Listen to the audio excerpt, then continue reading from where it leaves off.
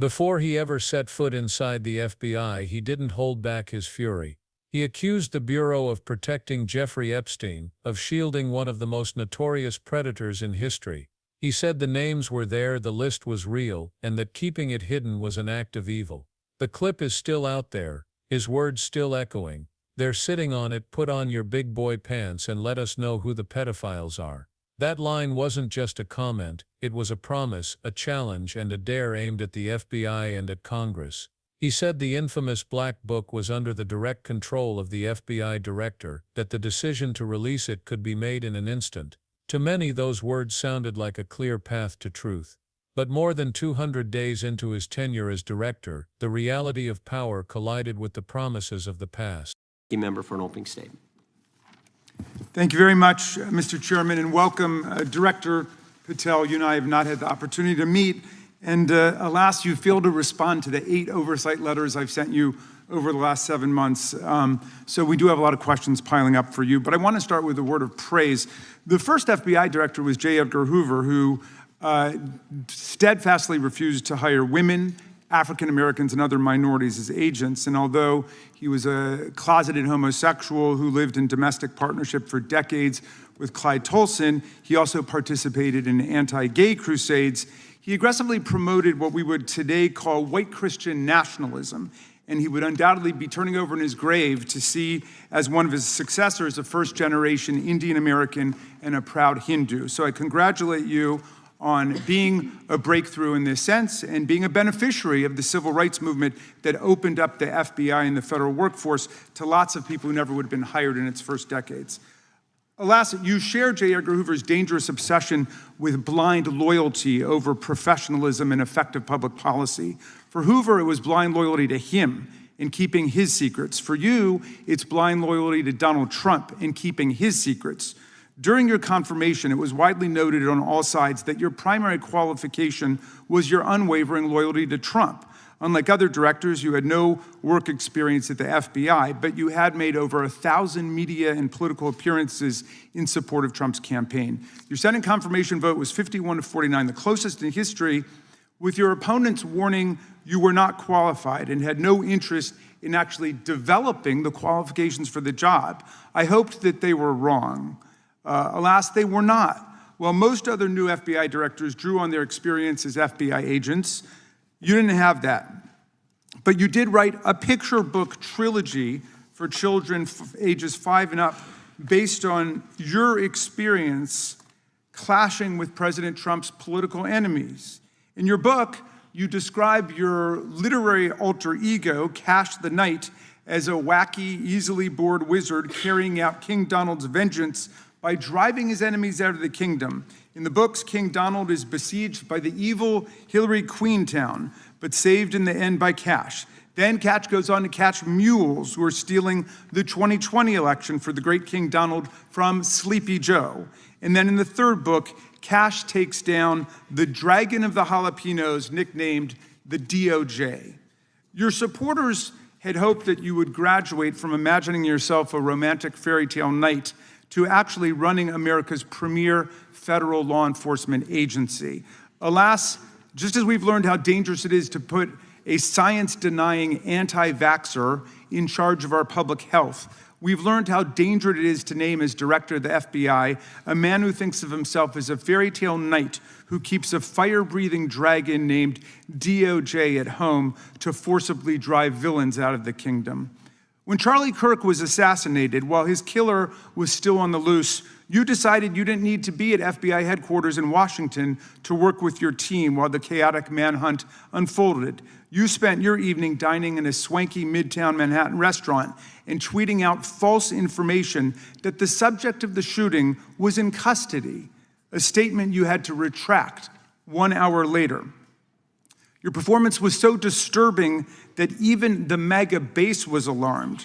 Culture warrior Christopher Rufo, who just a few months ago sat in your chair as a Republican witness, observed that you performed terribly, and he called for your ouster.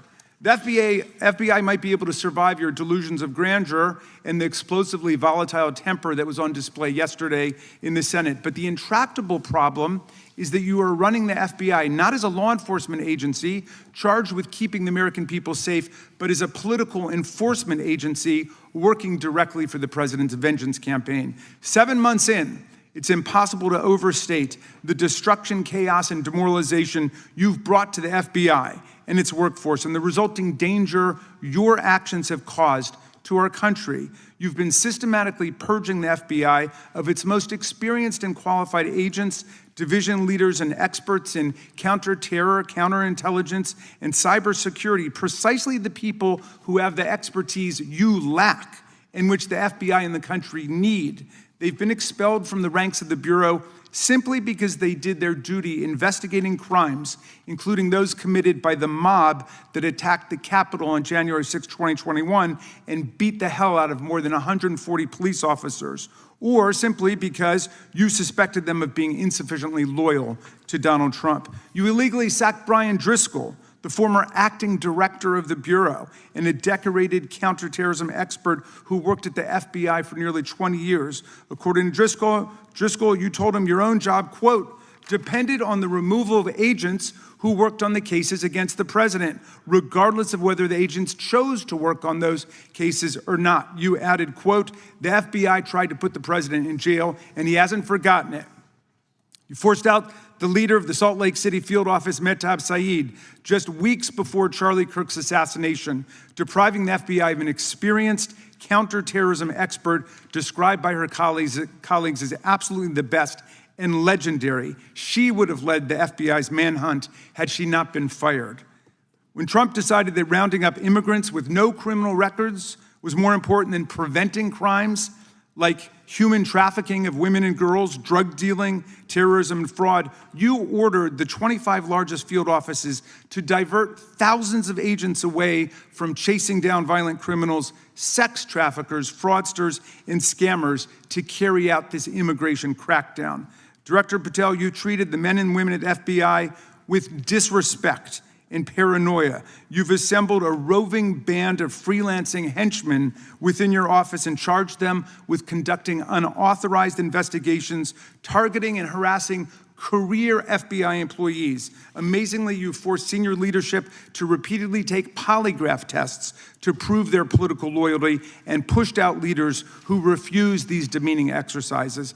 And now we're seeing one very clear reason why you want to build a political FBI.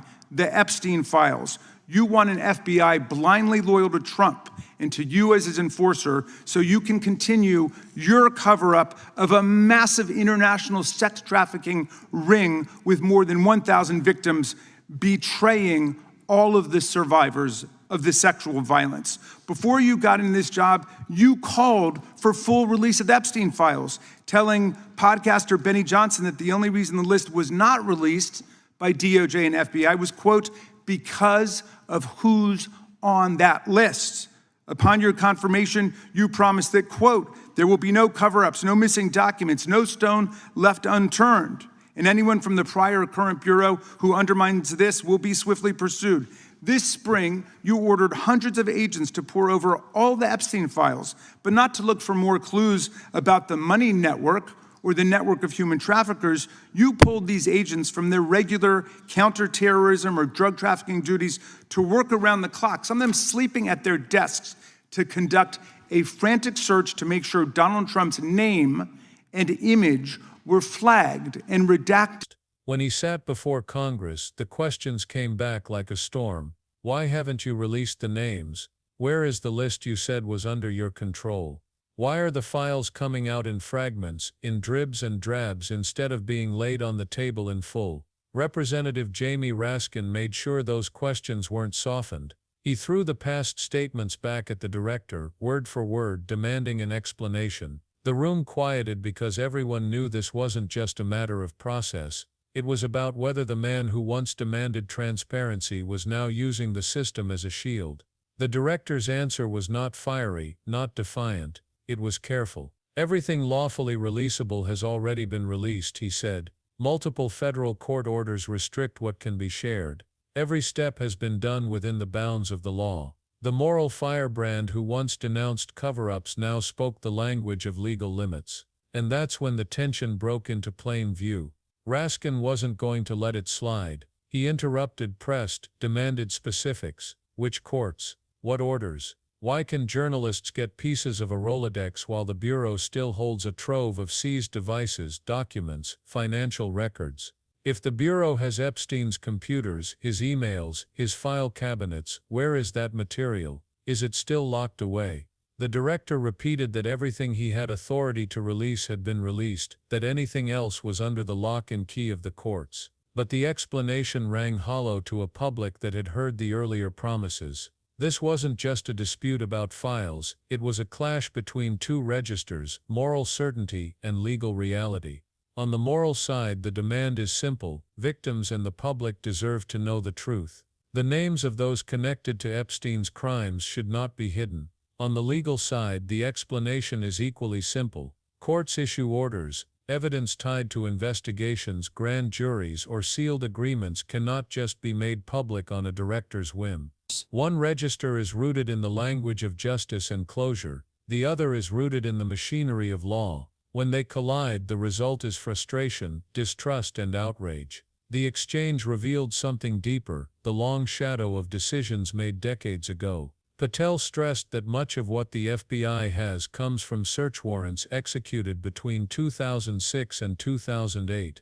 That era of investigation was already hemmed in by narrow warrants and non-prosecution agreements. In other words, the scope was deliberately limited from the start. If evidence wasn't seized then, it may not exist in the FBI's hands today. That doesn't absolve responsibility, but it does explain the bind. You can't release what was never lawfully obtained. Still, Raskin's fury was rooted in something more fundamental: accountability. If you once demanded that the Bureau lay everything bare, shouldn't you, as director, fight harder to make that happen? Shouldn't you petition courts, challenge restrictions, and prove to the public that every legal avenue has been exhausted? The courtroom battle may be slow, but the willingness to fight is what builds credibility. Raskin's point was sharp: promises before power ring hollow if they aren't matched by action once in power. This is why the clip from the past is so damning. Back then, the words were absolute. The Black Book is under the director's control. Release it. No excuses. Now the same person, sitting in the director's chair, adds qualifiers. Everything lawfully releasable, bound by court orders, restricted by historical agreements. To the public, that feels like a betrayal, even if the legal argument is technically true. The debate over the Black Book itself shows how messy this really is. Years ago, journalists got hold of Epstein's Rolodex, a simple contact list with names and numbers. That was never proof of crimes, just names scribbled in a book. But the FBI is believed to have more documents, digital files, devices, financial records. If that exists, it could reveal who helped Epstein, who covered for him, and who may have joined in his exploitation. The frustration is that the public has never seen the full picture. Instead, there are leaks, partial releases, court filings, and redacted documents. Every piece adds fuel to speculation without offering closure. For the victims, this is devastating. They don't want fragments or debates about legal process. They want acknowledgement, truth, and a clear record. They don't want to hear that non-prosecution agreements from nearly 2 decades ago still hold power over their pain. They want names.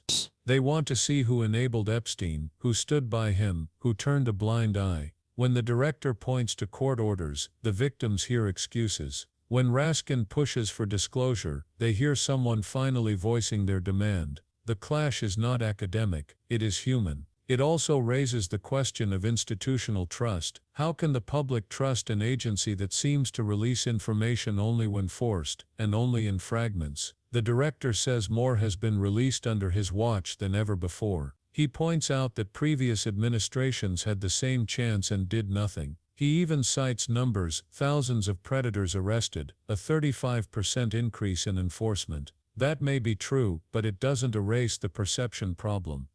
The people don't measure credibility in percentages. They measure it in honesty, consistency, and courage. The heart of the problem is the gap between rhetoric and reality. Before taking power, it's easy to make sweeping promises. Once in office, you inherit constraints, legal baggage, and sealed files. What was once a simple moral demand, release everything, becomes a complicated legal dance with courts and statutes. Leaders often find themselves trapped between what they said and what they can do. But that gap doesn't disappear just because it's inconvenient. It becomes a test of character. Do you fight harder, even if the odds are long, or do you retreat into the safety of legal technicalities? That is why Raskin's line of questioning stung so sharply. He wasn't just asking for files. He was asking for proof that the director's earlier moral certainty hadn't vanished in the face of legal obstacles. Did you litigate aggressively? Did you push the courts? Did you take every step possible to unseal the truth? If not, then your earlier words were just theater, and that in the court of public opinion is a devastating charge. The broader implications stretch beyond Epstein. This is about how institutions handle accountability when the stakes are highest. The public has seen decades of secrecy, from intelligence files to sealed investigations. Every time a promise of transparency meets a wall of legal jargon, faith erodes. People start to believe the system exists to protect the powerful rather than the vulnerable. And when that belief takes root, it spreads. It doesn't just damage one agency, it damages the very idea that justice can be trusted. The exchange also underscored how language shapes perception. Patel used the phrase, everything lawfully releasable. It's precise, but it sounds evasive. To lawyers it's clear. To ordinary people, it feels like a hedge. Raskin, meanwhile, framed his questions in moral terms: promises, truth, names, exposure. One register speaks to statutes, the other to conscience. Both matter, but when placed side by side, the legal language feels cold, while the moral language resonates. That's why the hearing struck such a nerve. Imagine being a victim watching that exchange. On one side, a man once promising to rip open the files, now reciting court restrictions. On the other, a lawmaker demanding the exposure of every hidden name. Which side would you feel heard by? Which side would you trust? That's the painful reality. Even if the director is correct in his legal defense, perception is reality in the eyes of the public. And right now the perception is that the Bureau protects itself more than it protects victims. The frustration also lies in the piecemeal nature of releases. Bits of information dribble out, some from journalists, some from court filings, some from official releases. Each piece fuels speculation. If one document leaks, what else is still hidden? If one court order blocks release, why not fight it harder? The lack of completeness is what creates suspicion. It's why people believe there must be more, that there's a deliberate effort to shield names. Whether true or not, the effect is the same: distrust grows. So, what should the public take away from this? First, the clash was never about one list, it was about the tension between moral obligation and legal restriction. Both sides made valid points, but they operate on different planes. Raskin appealed to justice and truth. Patel cited law and process. Neither cancels the other, but the friction between them is what creates outrage. Second, accountability doesn't end with citing court orders. If transparency is blocked, then leaders must show their fight. They must reveal the litigation, the petitions, the arguments they've made to unseal files.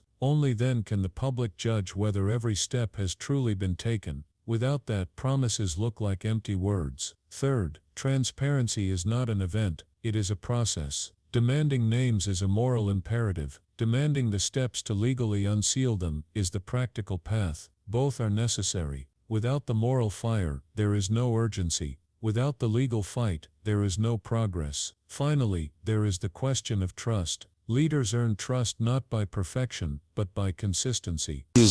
If you once said the Black Book was under your direct control, you cannot later hide behind legalese without showing what you've done to overcome it. The public doesn't expect miracles, but it does expect honesty. If the files can't be released, show why, show the orders, show the fight. That's what transparency means in practice. As the hearing closed, the tension hung in the air. The director insisted he had released everything he could. Raskin insisted that wasn't enough, and the victims, once again, were left waiting. Waiting for closure, waiting for truth, waiting for someone in power to keep their word. This is the story at the heart of the Epstein files debate. It's not just about a black book or court orders, or a clash between a director and a congressman. It's about whether our institutions can ever truly deliver the transparency they promise. It's about whether leaders can match their moral certainty with real action once they hold power. And it's about whether victims will ever get the full acknowledgement they deserve. The truth may still be buried in sealed files and locked cabinets, but one thing is already clear: the fight over Epstein's records is no longer just about evidence, it's about credibility. It's about who the public believes is truly fighting for them, and that fight is far from over. So ask yourself this: has the director done everything possible to unseal the truth, or has the promise of exposure been swallowed by the machinery of law? Share this breakdown, talk about it, and press your representatives to demand the litigation records. Because in the end, transparency only becomes real when the public refuses to settle for half measures.